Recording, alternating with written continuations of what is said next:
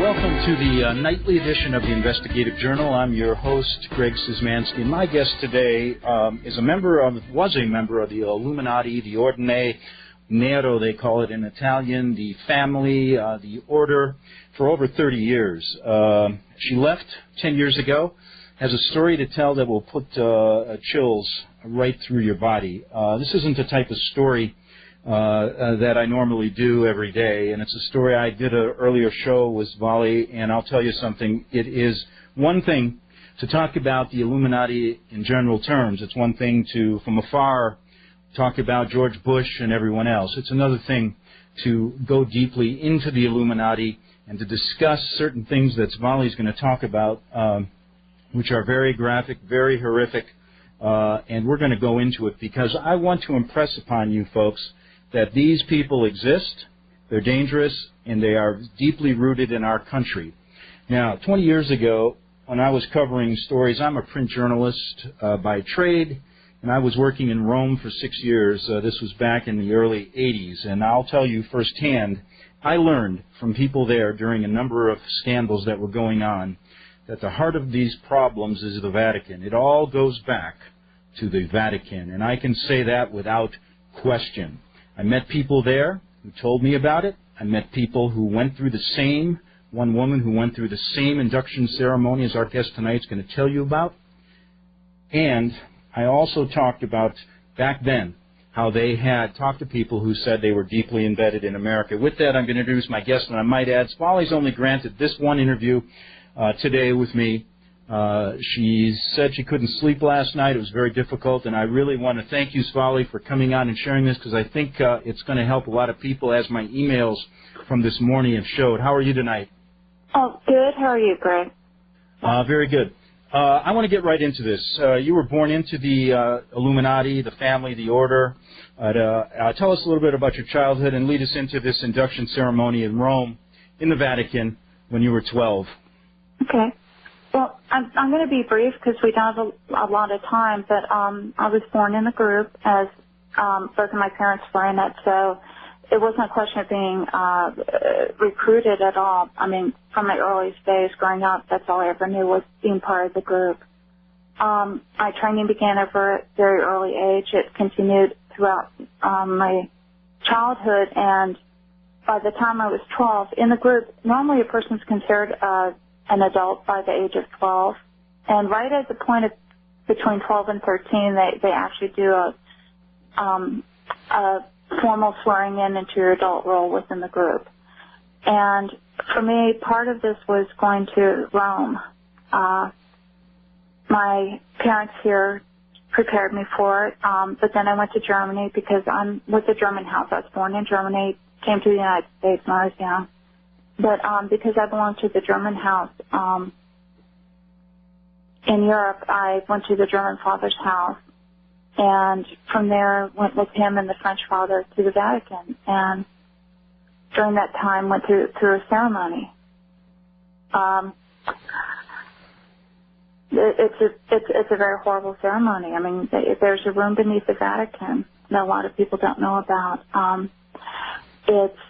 You go below the basement level there, and I remember going down the stairs, and there's a room there, and it's a round room, and there's 13 catacombs that lead into the room, chambers, and they had taken a mummified figure from inside the catacombs and placed them beside each of the openings in the room, and they told me at the time that the spirits of the departed fathers were watching over the ceremony because they really believe that their roots go back to Rome and even pre-Roman times. They then held a ceremony, and there was a gold pentagram on the floor, but above the pentagram there was a black stone table. And stay close to your phone, Svalin, okay? Oh, nice. okay. Well, there was above the pentagram there was a black stone table, and it was made of a shiny stone, and there were gold, like at the end there were like little, I know you call it like little channels to collect fluid on each corner, and they were made of gold. And during the ceremony, they sacrificed a little boy, and After that, the man, he was dressed in scarlet robe, went to he moved to the center, actually to the side of the room, to the side of the table, and I had to go forward and kiss his ring, kneel before him and kiss his ring and swear my undying loyalty to the world order. And now, stay close to the phone. Who was with you now in this when you were going through this ceremony? The French father, he represented the French house. The German father, he represented the German house. There were some other adults there too. Some were Catholic Church officials, and there were 2 other children as well who went through the ceremony. And you said there were 3 adults? There's more than 3 adults. There was probably about, I'd say, 9 adults in the room with us total. Now, what did they say to you after? I mean, what was going through your mind when they were sacrificing this child? I mean, just tell us, can you remember back to what you were feeling? Well, I was terrified. I mean, I was absolutely terrified. This is one of the most terrifying things a person can go through. So I remember just thinking, I can't wait till it's over. I can't wait till it's over. I can't wait to get through, It was like inside I kept, it's almost like you internally just talk to yourself or through it, like, I hope it's over soon, I hope it's over soon, I hope it's over soon. Now, you're looking back now, why do you think what's the purpose of this? I think it's to instill terror in people, because after the ceremony was over, the man conducting it said, may the same occur to you, or worse, should you ever break this oath. And at the time, I was so terrified that the thought of ever breaking that oath never even occurred to me, because I believed him. These people are not nice people, and when you go through something like that, it makes you very, not only does it instill quote-unquote loyalty, but instills a lot of terror. Well, like I told you before, when 20 years ago, when I was approached by someone in Rome when I was covering these stories, and they told me a similar story when they were a child, and basically echoed what you're saying about what went on in their ceremony. This woman eventually committed suicide jumping off the Vatican roof. Yeah. And let me tell you something. After that, I began researching this story in depth and found out some incredible things 25 years ago that are basically coming true now in this country. A couple minutes here before the break. Now, you left this ceremony. You're 12 years old.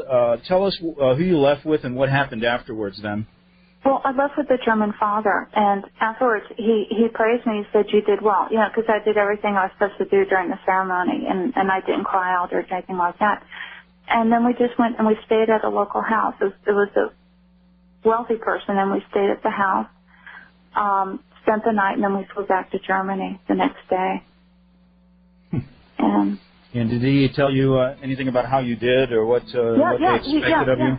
No, before he had, but he just said you performed well, and he said this will help you rise in the family. Okay, Svali, just stay right there. We're going to get back. We're talking to Svali, a member of the Illuminati for many, many years on the Genesis Communication Radio Network.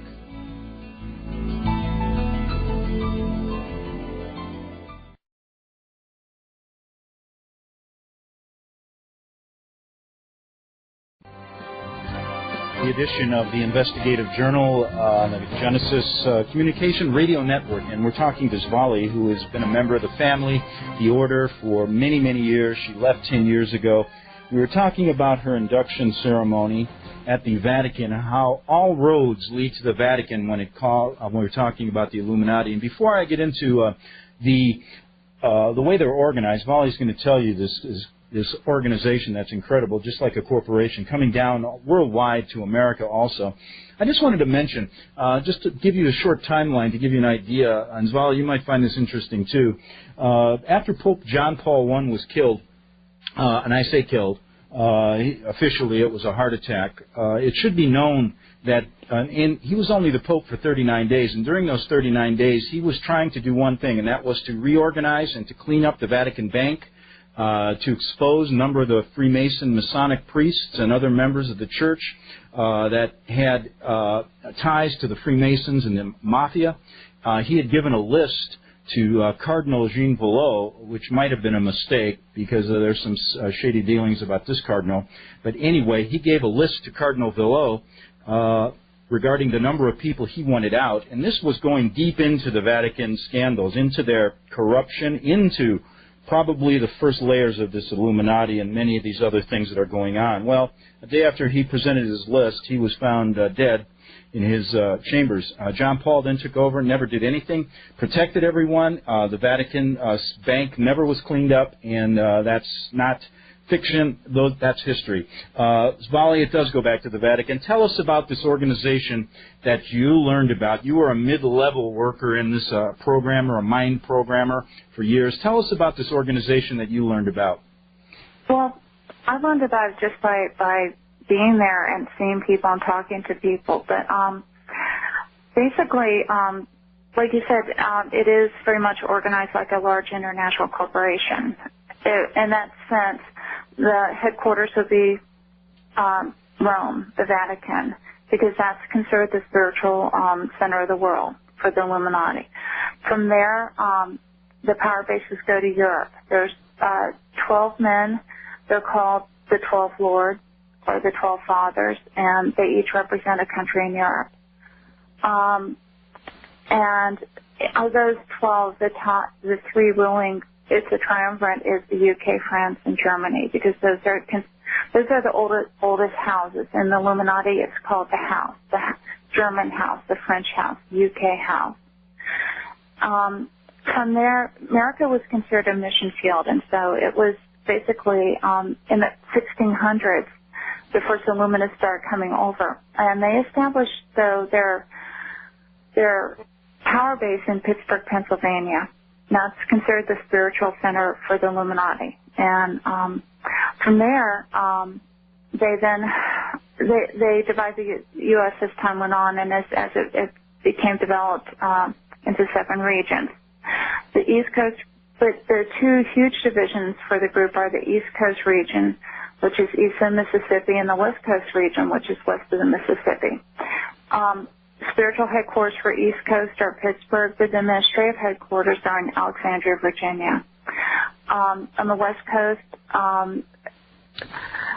the spiritual headquarters are Portland, Oregon, and the administrative headquarters are San Diego, California. Now, you originally were in Virginia, then you moved to San Diego, correct? Yes. I was first affiliated with Alexandria and then with San Diego. You know, you said that Pittsburgh was, I've heard that too, Pittsburgh, the spiritual capital. Was interesting to note that George Bush, right after he was elected, traveled to Pittsburgh and gave a huge speech to a Masonic lodge there. Find that interesting. Yeah. Well, it's not coincidence. And then underneath the regional councils, as they were, well, there's a national council for the U.S., of course, over all of them, 13 men, and under them are the regional councils. And underneath the regional councils, then you have your local councils. And underneath your local councils are going to be your what they call sister groups, or what most people consider covens. That's the lower levels, the ones carrying out some of the MK Ultra programs, other things like that. Well, yeah, but they use a lot of the principles of MK Ultra at many of the levels, I mean, these people are well-versed in every aspect of behavioral science, physiology, human anatomy and physiology. I mean, they're considered the scientists, as it were, of the occult world. Because Yeah, go ahead. I mean, they study it. They know it inside out. And they use it and apply it. Now, you were a mid-level trainer. You moved up the ranks quickly. Tell us a little bit about what, when you became an adult, I believe it was 22 years old, you began working as a trainer, a mind programmer. Tell us what this is all about. And you're working specifically with members of the organization, correct? And in your capacity, members of the military in San Diego. Well, I actually started as a trainer when I was much younger. I started by the time I was 7, I was being mentored in my role. At the age of 12, I did become a full trainer, but I became a head trainer and sat on the regional leadership council at the age of 22. That's when I was overseeing other trainers and mentoring them and teaching them. Yeah, I know a lot of people are starting to probably thinking, and I did it first, how do you manage this? You have a life, you are a wife, you are also married to someone in the same group. Tell us a little bit how this works, because I know you grow up with a lot of mind control, and we don't have time, I don't think, to go into specifically how they trained you as a youth, and I still think you feel some of the effects of it, as you were saying. But when you get to a point of working for this group, how do you manage both your day life and your night life, which was with the Illuminati mostly in the wee hours of the morning? Go ahead. I think the best analogy I can raise for that is you may be a little bit different when you're at work than when you're at home relaxing. Because most people learn to some degree to compartmentalize the different parts of their life. The only thing is when you're a group like this is you learn to compartmentalize to a much greater degree. So that it's almost like you can do things not just in the night, but sometimes, I spend a month sometimes in Europe or over in Germany. So it was daytime too, but you learn that in that situation you act a certain way. But then when you're not in that situation, you act a different way. So why are they so concerned about their children? I mean, they seem to be very concerned about how you grew up and others in your same role about, why are they basically involved in so much of this training that to me, like you were involved in the 12 disciplines, all this other stuff. Tell me what their mindset is. I think if you were to ask them, they would say that they're helping the child develop their potential. They don't see it as evil or what they see is helping the child develop their capabilities, because all the training has a goal. They don't just sit there, I'm going to do something that's painful just to hurt you. They will do something painful because they're trying to induce an experience in the child. They believe it's inducing enlightenment. Does that make sense? Good. We're going to, it makes sense. We're going to continue with that in the second half hour. Get into some of the different areas the Illuminati has infiltrated in our country. It's your knowledge on the Genesis Communication Radio Network.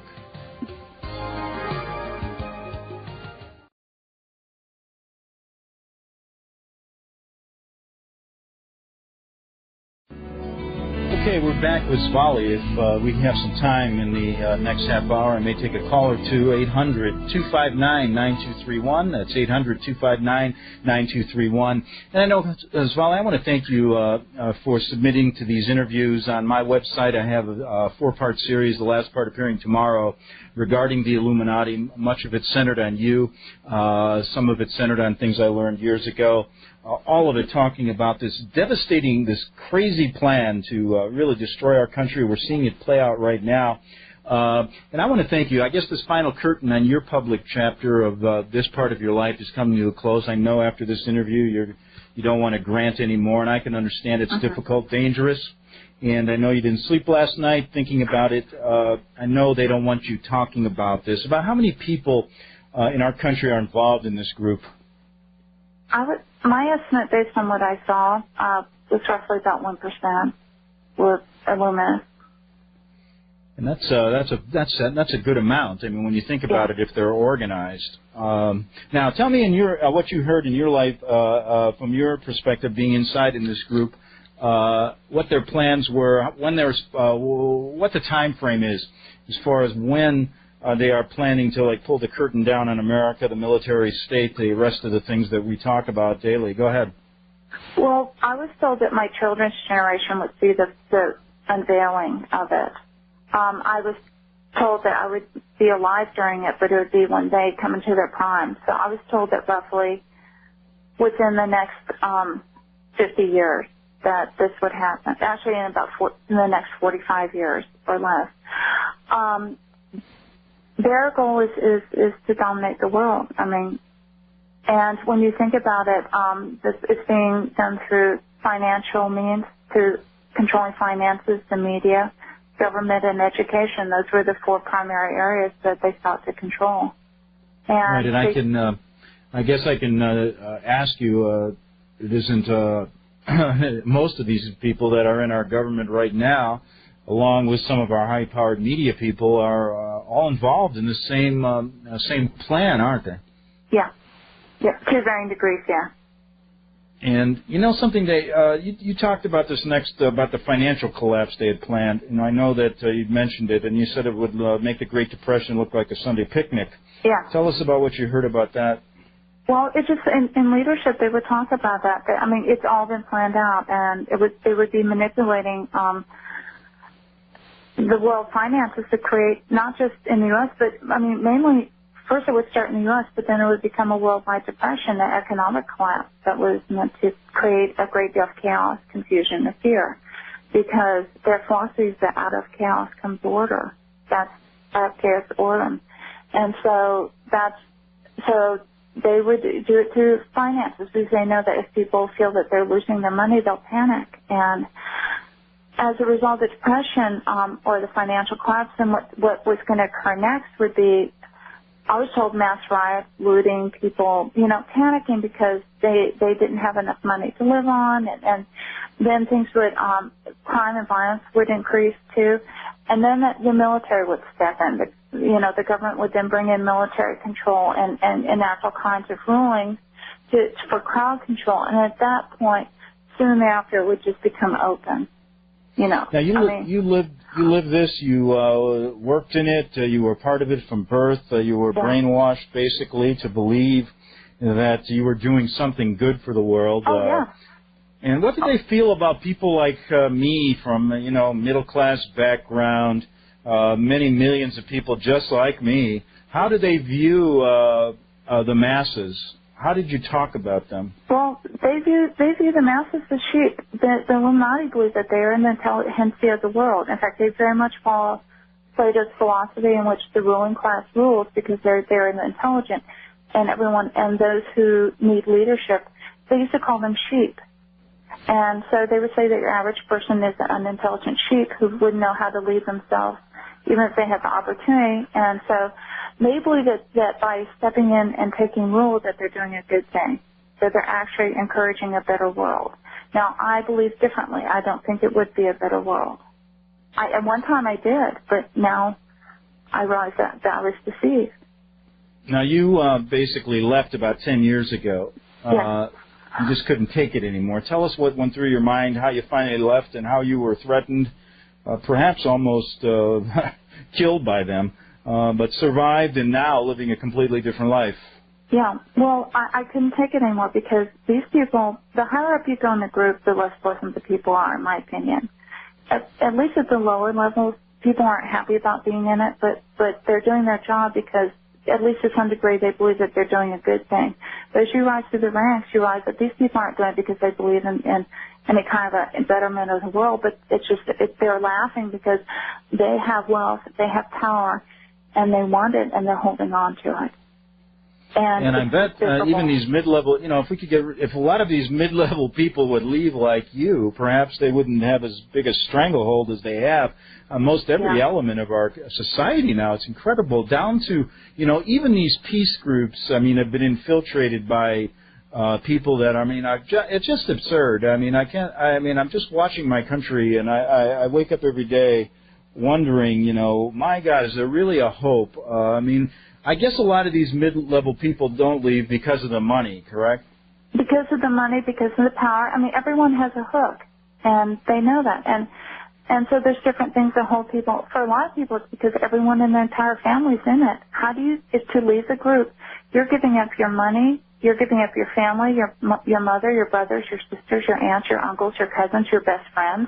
All of my best friends were in it, too. I was literally surrounded by people who. Well, you come from a multimillionaire family, correct? Yes, yeah. But I do want to address that now. I believe there is hope, though. I'm a strong Christian, and I believe that there is hope through Christ that's greater than any power of the Illuminati or any of their goals for our world. And I do know that. I believe, in fact, I believe that in the end, if a person has a strong faith in Christ, that it can overcome, because these people are very, very, very evil. And I believe, though, that God is greater than their evil, even though, they would argue that if you talk to them. Yeah, and I mean, just look at what we're seeing now. And the reason, folks, that this is important is that we're talking to somebody involved in it, that lived it, that actually lived a daily life, had children, went to work, and then got herself involved through birth into this group who felt, they want to basically control us. Now, one of the things that I find interesting is that the involvement here, most people just, they view it kind of like a TV show. They really don't believe it. They do believe it, but when it confronts them basically, when you look them in the eye, I mean, that really changes the whole thing. And what I mean changes it, it brings it to reality. And the reality is, folks, we need to have people come like you talk about it so that we can deal with the problem. We have to change the mindset of Americans. They are too naive. Listen, Europeans know this. I mean, Italian people that I live with aren't as naive as my American friends. They have to understand these people are killers. Yeah. Yeah. And let me just on that note come back, and I believe we're taking a break right now. Did I hear some music? No. Yeah, I did. Thought I was hearing things. But we'll be back in 3 minutes, Svalin, and I know I want to listen to some more of this on the Genesis Communication Radio Network.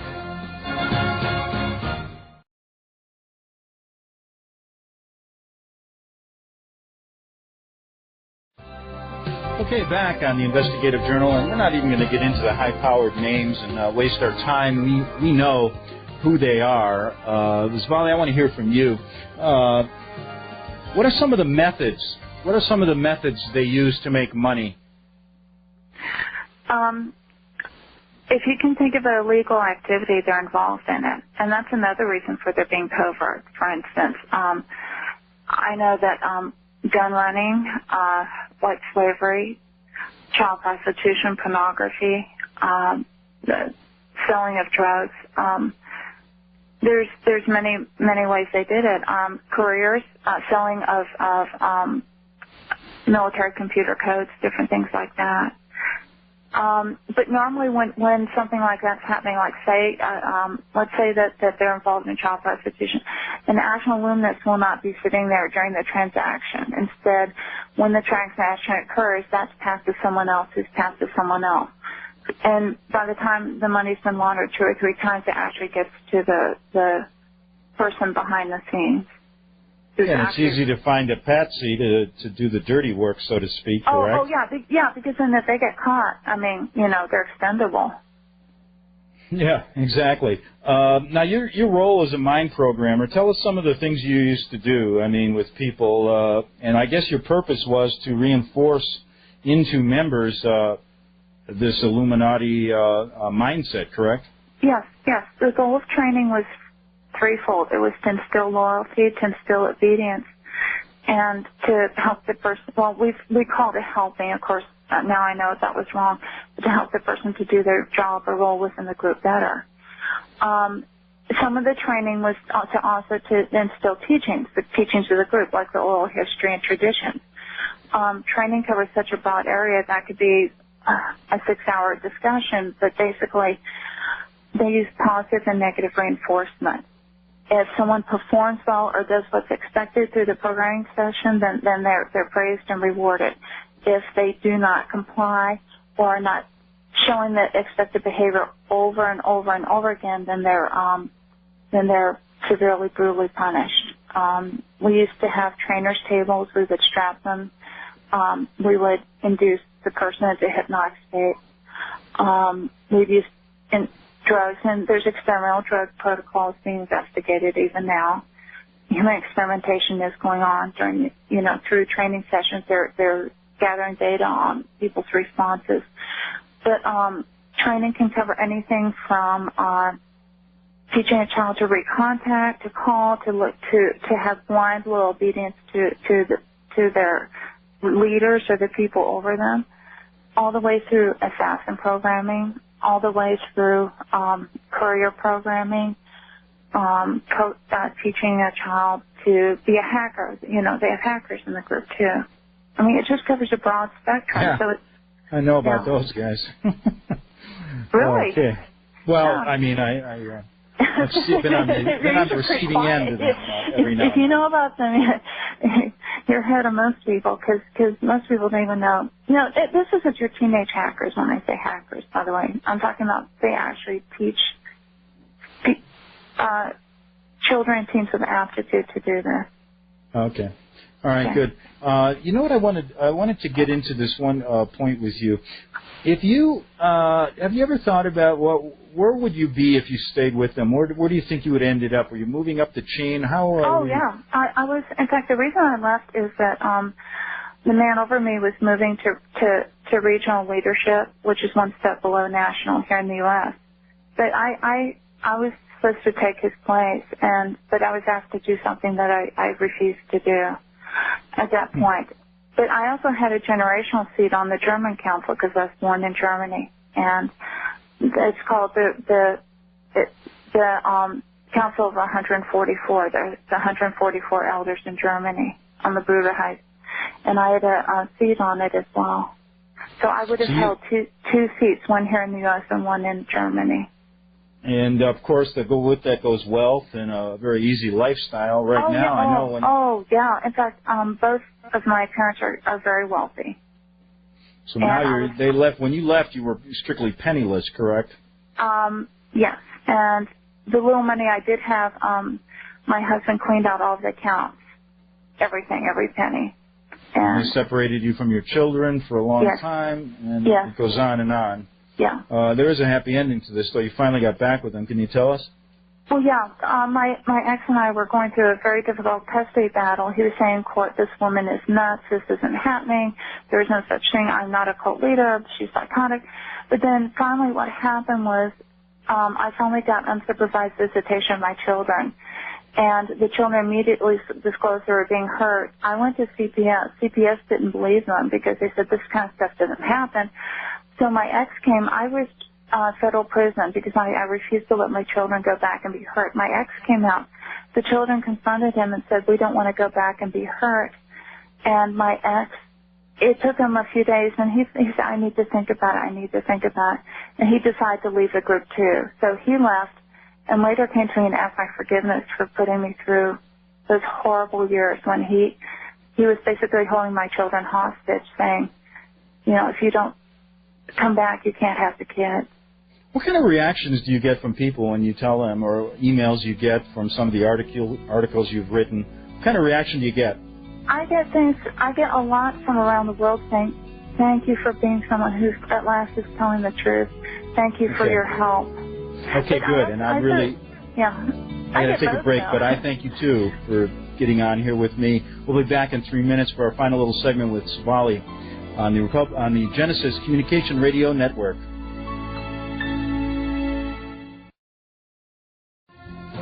Okay, back with our final segment on the Investigative Journal. I wanted to ask Svalin, what do you think, Svalin? You know, these people are embedded in most every high-level position in our government right now, and high-level media positions. That's the reason why you're not getting the true stories. The people have been getting a slanted version of so many different important stories like 9/11, the Iraqi War, the impending war coming up in Iran, which is another way of they're setting Iran up. It's simple.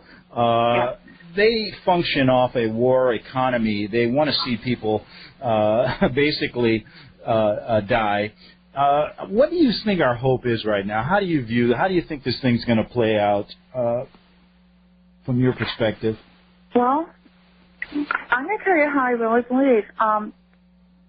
One thing that helped me leave the group was I became a Christian several years ago, and I was reading Revelations in the Bible, and I was just absolutely stunned to see it describe exactly what I've been taught, but from a different perspective.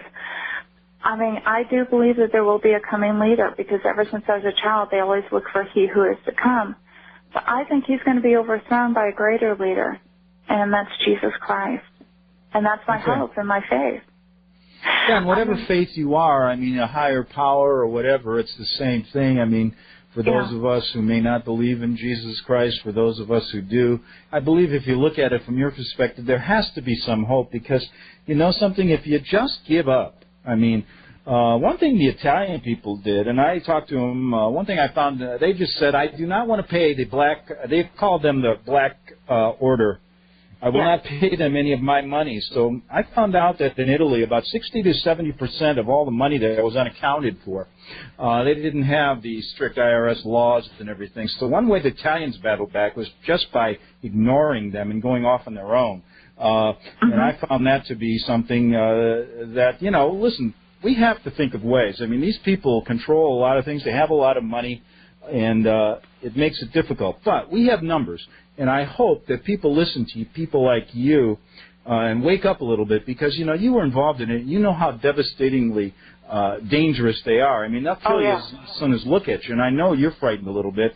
After this interview, what are you going to do? I'm not going to do any more interviews for a very long time. Because I really don't like drawing attention to myself, to be honest. But I decided to do this simply because I think people need to know that this is real, that these people are real, that they do have an agenda. And to be honest, in part, I'm doing this in restitution for what I did when I was younger. I saw a lot of horrible things, a lot of evil people, and they need to be stopped. And that's my greatest prayer. And I think that people do each do whatever they can to try to stop it. Maybe it could. Now, Svalin, I want to thank you so much. And Dave Wilcox, I know you were there. If you want to just say hi to Svalin, I'm running out of time. You got 30 seconds. Svalin, do you have any message for somebody listening to this right now who might want to get out and is in family right now? I want to tell them you can get out. They're liars. They are liars. They tell you that no one gets out, that everyone dies, or they'll track you down, hunt you down. You can get